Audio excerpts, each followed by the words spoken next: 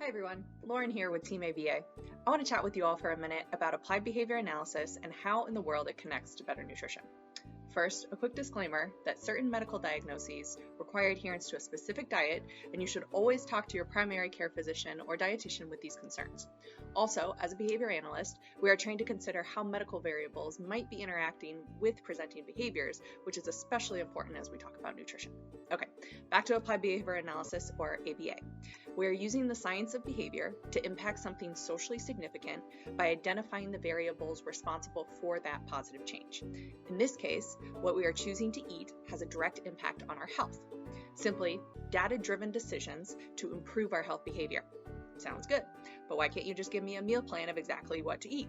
Well, you're going to be in a situation where that is not always going to be an option. You're going to get bored of the same food or find yourself in a social situation where your highly prescribed meal isn't available, and your nutritional needs may change in certain contexts. Also, we don't all like the same foods, and that's great. Healthy eating isn't a one-size-fits-all, latest trend, white-knuckle endeavor, and it should be viewed as a skill. Like any skill, it can be taught, and applied behavior analysis has shown to be incredibly effective for skill building and behavior change across multiple topics. You might be thinking, okay, Lauren, lay it on me. How do I eat better? We need to start with identifying what our baseline nutrition looks like. Is your current diet even an issue? We won't know if we're seeing improvement unless we establish a true baseline. From there, we can look at comparing appropriate norms or doctor recommendations to establish what our specific goals and targets will be.